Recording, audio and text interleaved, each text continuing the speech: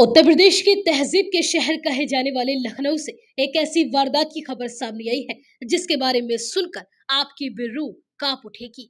यहाँ एक छोटे से झगड़े के बाद एक पति हैवान बन बैठा और उसने अपनी 8 महीने की प्रेग्नेंट पत्नी की बाकी से काटकर बड़ी ही बेदर्दी से हत्या कर दी और साथ ही बहू को बचाने के लिए आई अपनी मां पर भी उसने जान लेने की नीयत से हमला कर दिया।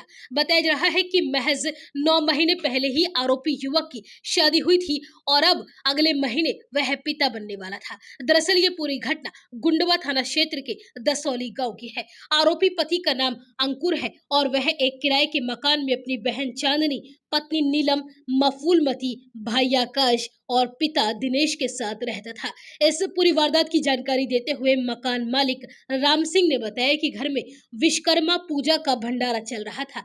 शाम करीब 5 बजे अंकुर ने अचानक अपनी पत्नी नीलम और मां फूल कुमारी पर बाकी से हमला कर दिया। उन्होंने बताया कि अंकुर ने गुस्से में मां और पत्नी के बाकी से हाथ काट दिए।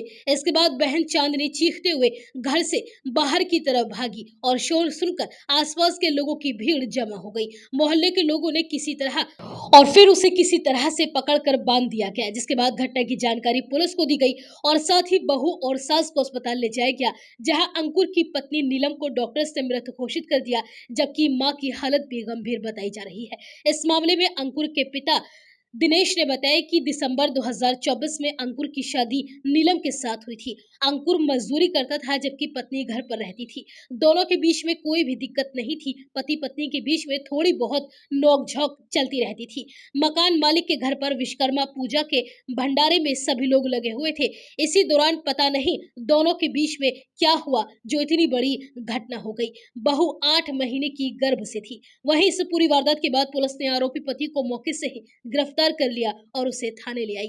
फिलहाल पुलिस आरोपी अंकुश से पूछताछ में जुटी हुई है ताकि वारदात की असल वजह सामने आ सके।